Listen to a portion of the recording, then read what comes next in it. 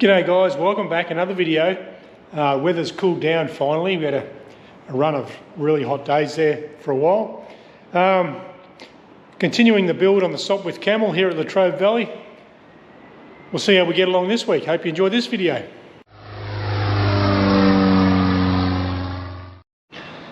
Alright, so I've had my first go at bending the plywood. I had tie-down straps around the turtle deck, left it for 3 days. It was I just ran it under the tap. It was sort of wet, and sort of wasn't wet. So it's getting there, just needs a few more goes. What I'd really like is like a cement tube or something, like an old drainage tube that a big cylinder that I can just wrap this around and actually go past the angle I need, because obviously you get a fair bit of spring back.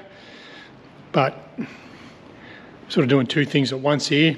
I think I'll get onto the wings, get these rivets all done, upsize everything, deburr, rivet, get the wings basically completed. Then we'll do some woodwork.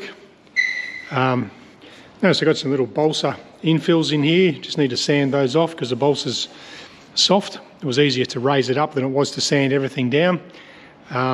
Edges like this as well. Just get everything nice. And if you remember back, I've got to take the love handles off the side. That can happen at some stage.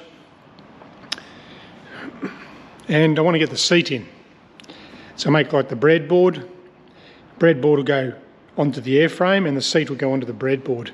I'll need a slot of some description for the seat belt. I'm not too sure on the legalities of the seat belt. I don't think you want it up over the seat, you want it actually through the seat. So the first thing it touches is the person, I guess, or the pilot. But we'll persevere. Alright guys, I won't film too much of this. Pretty repetitive stuff. You can see the silver clecos are coming out. I take out every second one, upsize to 1/8. See, I'm about to drill these if I haven't already. And then cleco every hole, change all the silvers for coppers, clecos that is. And then I know every hole, so up here you can see every hole's got a cleco in it. So I know you can visually see what size they are. Until I run out of clecos, I guess. Should be able to get this wing done. Then pull out every second one, or they can probably come off actually. And then the deburr process starts. So I won't film too much of that because it's pretty much cut and paste. But anything important comes up, I'll flick on the camera. All right, I think it's worth. I'm just deburring now. A little bit of thinners and that red ink just comes straight off. A little bit of love. I'm not too worried about scratches at this stage. It's not an RV. This will probably get a light scuff anyway prior to the glue going on for the fabric. So it's going to get scuffed up. But yeah, it's just worth taking that ink off. Like I said, a bit of thinners and a rag, a bit of elbow grease. Get all the marks off. It's all been deburred. And then we've got a nice surface ready to go. And my tape reminds me where it goes. Beautiful. About 8 to go. Okay, a few drops of rain, which is nice.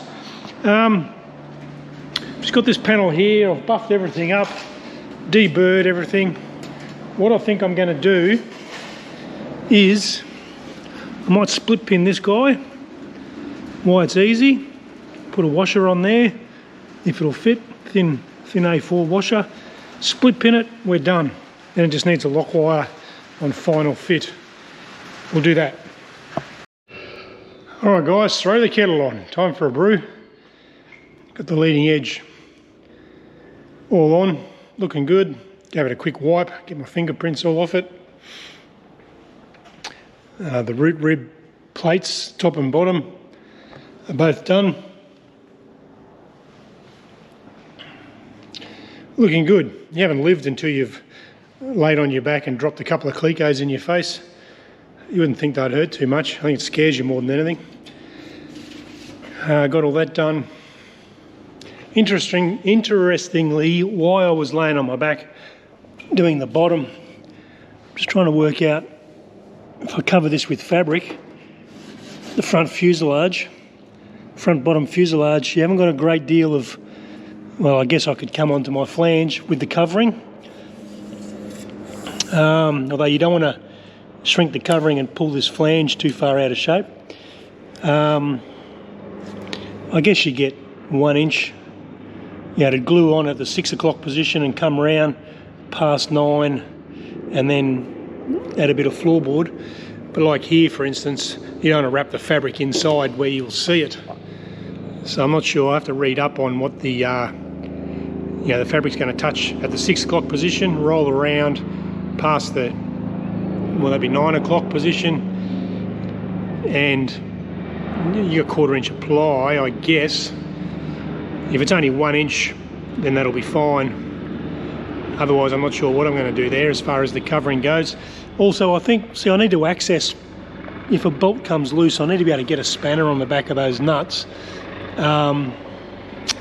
So, also with the hot exhaust, I might put some plywood blocks, cover it, and then the plywood blocks will be like self-tap or a bit of aluminium onto this area. Yeah, anyway, just a thought I had while I was laying on my back down there.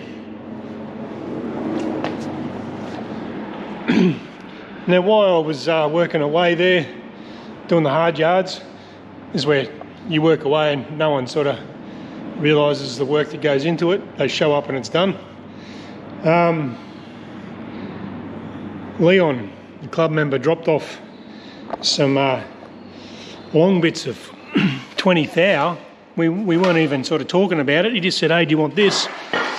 Now this here looks like it's almost perfect to do my to do that flashing sheet that'll go in there. There's one. I may have enough for another one over there. But you can see where I'm going to go with that now. I just cut that out and I can anchor nut that to these, through these panels. I'll probably do that sooner rather than later, and it just gives me a perfect wing join. Probably put that nice bit of rubber on the edge. I won't get too carried away just yet because I don't know the thickness of the fuselage with fabric, etc. And you don't want, well, this hangs below the fuselage. So others who have built them can probably work out my wing incidence from here. My trailing edge basically touches the fuselage, the top of it, so I'm about 1/2 inch down. It's interestingly, when you set up your wing incidence, you know, you can you do it with your 2 wing spars. However, I could put my ribs on differently to another guy. For argument's sake, I think a guy in Queensland, well, I know a guy up in Queensland contacted me. He put all his ribs down on the spar or up on the spar, one or the other. So in doing that, you've changed the wing incidence. Even though your spars are set at 0, then you come back and rivet your ribs on. So that's why I guess it's all a bit sketchy on the elevator or the horizontal stab incidence. Just got to fly it and trim it, I guess. Does that make sense? If one guy built, you could push all these ribs up. With hindsight, I probably should have done that. It would have been a lot easier than making my jig block. I just went for centre. You could either push them down to rest on the spar or lift them up to touch the bottom of the spar. You know, and there's 2 or 3 degrees difference in chord you're changing there, or wing incidence. We'll keep going. Right, something a bit different. I'll do a bit of woodwork. We'll get a seat base put in. Now I can always tell when I'm rushing because to cut that bit of wood, it took me 3 goes. It cost me about $50 in plywood because I was rushing it. Now I've left it long out this way. It hits the elevator stick at this stage, that's fine. So I'm going to put the seat in. It gives me something to bolt the seat to when it's in position, and then that'll tell me where to trim the front. I may have to scallop the front slightly for the control stick, I'm not too sure. And I used saddle clamps down underneath there with self-tappers into the wood, believe it or not. So I'm not sure. I may change that and run bolts. I probably should, being an aeroplane. run nuts and bolts down through the top. But I'll get it, we'll get it working first and then we'll see. I don't want the seat. Maybe a combination of both. The ones that are out of the way, like back here, might put some bolts through there and there, and this fella stay self-tappers because the seat base is going to sit on top of that, something like that. I'll work it out. Probably need to be able to well, does it need to come off? Probably wouldn't hurt in the future. Right, playing with the seat. Just got some considerations, I guess, I need to work out now, I need to bolt in the seat belt as my lunch cooks in the microwave. So if I cut a slot and have the seat belt come up through the slot and then around me, the whole idea of the seat belt's to save me. I'm going to be a bit careful with this because I don't want to, say in a heavy landing situation, if a seat belt was to crush this former and it gives you like 12 inches of slack, it means, my head can hit the dash, I guess. So, I just thought, I'll whack the seatbelt in, but I've got to sort of keep it the shortest path. Does that make sense? From the back, it's going to come through the firewall, over my shoulder, down to my lap. If I have it up too high, the plywood could tear, which means slacken the seatbelt or break the seatbelt. So we'll just have to consider that. And the same, well, not necessarily the same, but I think I'll go through the breadboard or the chopping board, and maybe when I hop in I'll have to take a bit of string with me or something. I may have to cut some kidney panel slots, so where my kidneys would be, through the chair. We'll get it mounted and then I'll hop in and play with tape and strings and mirrors. So my mount for the seat, there's one down here, Mickey Mouse here, which needs to be drilled out. I can access that one. The reason I'm doing it now, the other one's tucked in here. So the next stage is going to be to sheet the turtle deck, just this first bay, as I've said about 40 times now. So it might be worth at least getting the bolt in, or have the harness in here ready to go, whatever, before I sheet this. At least fit it and then ensure I can get the bolt out or in or whatever I have to do. Maybe the bolt just stays in there, put the seatbelt on and do it up. I can reach from up the front there, under there. But yeah, small steps, we'll get there. So just working on the breadboard, cut out some slots for my seat belts to go through for the lap harness. I've got some bolts through the seat, which will go through the base into these holes here, and this screws on to the airframe. I want to try and get this cut out, sanded nice. If I had a router, well, I have got a router actually, I just don't know how to use it, to be honest. And yeah, I'll stain it up before I go home. All right, see why I call it the breadboard. So the Permagrit, these guys make short work of the those slots, a couple of 1-inch holes, and then cut them out. They're left over from the aero modelling day. Well, I might go back to the aero modelling one day. I was thinking about that before actually. I've got a 14-foot bench here, 2 aircraft, a whopping great model aeroplane will fit in here. So my next project, who knows, might be a half-scale Cap 21 or ultimate biplane or something like that. Something ridiculously big. Anyway, we'll see how we go. So this support actually goes underneath, because surprise, surprise, right where your bum crack, for want of a better word, would go, there's nothing there. So I'm just going to add a bit of, just a cross member. It's not attached to anything. I've got 12mm ply plus this bit of hardwood just across the back there, just to stiffen where I think all the load. Although you do have to think you're trying to keep yourself in, and the aircraft's trying to kick you out, I guess. I'm not going to be pulling like 8 positive. So anyway, we'll go with that. Screw this on, quick light sand, another light sand, get the pencil marks off, and I'll stain it up, let it dry for tomorrow. Right, the breadboard is stained up, needs a coat of clear, maybe able to get that on. Now, we need a cushion, so I've got my seat base template. I think these bolts, I can just, I can either counterbore them into the wood.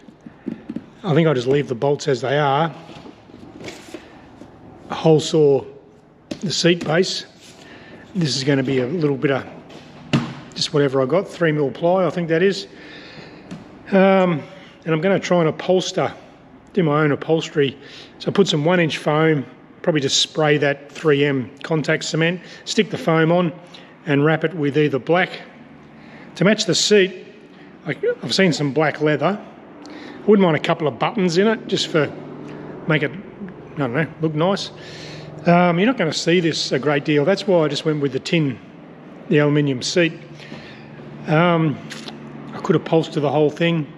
I have seen at the shop, they got some vintage sort of, imagine some worn out leather, like an old leather jacket. So I might go with that, just see, just something different. And then all I'm going to do, I've got a pneumatic stapler. If I wrap it up like a Christmas present, staple into it, Velcro it on, we'll see what happens. Well, that's part of building, I guess, is just all these little jobs and different techniques. You just learn as you go, and it either works or it doesn't. All right, so with the wings basically done, I still need to make up jobs I can do. Just a little sheet panel around here for the covering, I keep saying. Another piece down there. The root rib can go on, finalise the ailerons, and that's basically the wings. We'll call that almost done. Oh, the struts, I've got to do the struts while the wings are together, and then we can start to pull it apart. So there's a little bit of work to go on there. I've painted the floorboard, or the chopping board. That's the bottom. I flip it over when it's dry. We're almost there. Give it another coat of clear. And this is where it sort of holds me up a bit. I don't know what to do next. It's not ready to fly, so there's plenty of jobs to do. I need to research the tail wheel. I'm not sure how the tail wheel, I'd like to exit the tail wheel sort of like that, which is fairly steep, and you get a big angle in the cable. So I have to engineer maybe some pulleys there, or just keep it simple, just a banana tube, with a nylon sleeve inside it may work. I'll go and look at some other aircraft, I think. And do you need turnbuckles on the cable for the tail wheel? I guess over time you're going to have to tension or shorten the cable up potentially, or do you just run them pretty slack? Because it's going to have springs. So the more you tighten the turnbuckle, it'll just extend the spring. And obviously I'll run the rudder cable, make up some more of these time-consuming fair leads, but they sort of work well. So I think what I'm going to do today, I'll just potter along and make these brackets I've got on the bench here. A couple of bits of L angle. One for each side, so the rudder and tail wheel cable will run through there, with a hole of some description, or a Teflon on the back, and I'll run a nylon straw through the hole, paint them up black, and bolt them to the floor. That'll be my cable run. We'll just sneak up on this slowly. I also probably need to play with this thing, turtle deck, and get that sorted as well. Oh, and sander. See all these things come to me while I'm talking to you guys. Probably need to spend some time with the sanding block now and knock down these edges, get this flat, and ready to go. So there's a bit to do. Right, just painted up my fair leads. They should be pretty close to dry, I'd imagine. These blocks, and that will go through there. Get riveted on to the correct one. They're my nice little fair leads. So while they're still sort of drying, they're going to go to keep the rudder cables to the floor. I bolt those to the floor. Now I've just done some pegging. Put a little peg in here and down the back, just a chopstick, and that is so I've got a hole in the sheet. It'll lock it on so that sheet goes back in the same spot each time. Otherwise I'm going to be chasing my tail, and then those pegs will just get sanded off. Beautiful. Alright, so there's my two little fairings made up. They'll bolt to the floor. Rudder cables, tail wheel cables, just to hold them down. I'll actually wrap those with a bit of black tape, front and back, just to stop the tube actually sliding out. They will go somewhere there on the floor, bolted through, avoiding the structure, wherever they have to go. Two of those. Got the seat in, the breadboard. Seat's in, need some AN4 nuts.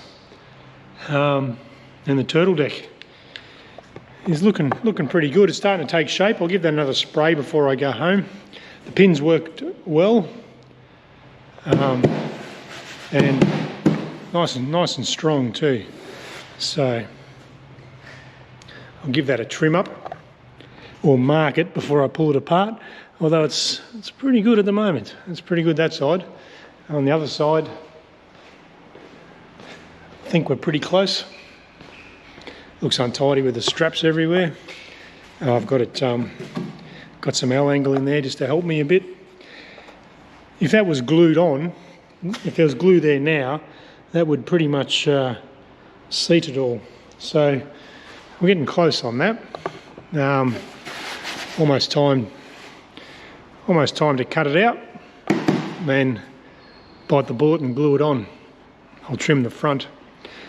Talking to a mate who called in, I think what I'll do on the floor, I might just sheet the bottom from there forward with plywood, same as what I've done on top. So it'll be plywood, the tube, and then plywood. There'll be an air gap for all the nuts and bolts. I'll probably put 4 bolts, nuts and bolts in the corners, just so the whole panel can't fly off, and self-tappers into plywood that I glue to this floor everywhere else. And then I'll probably paint half of it and sheet the rest with aluminium sheet. It'll look pretty good. And it's on the bottom anyway, so it just gives me, it alleviates that problem I've got with the covering, where I'm going to put the covering up into the cockpit, where I can get a good wrap, like a 3/4 wrap, sort of 6 o'clock right round or 3 o'clock, on this tube here for the covering, and it just means the bottom, the sides and the top all finish at that fuselage station. So there you go guys, I've got a bit of a trip planned for tomorrow. Whether that comes off or not, I'm not too sure. We'll see how we go, but muck around, get the cruiser ready at the moment, and yeah, we'll wrap that video up there, and I'll see you on the next one. Hope you enjoyed it.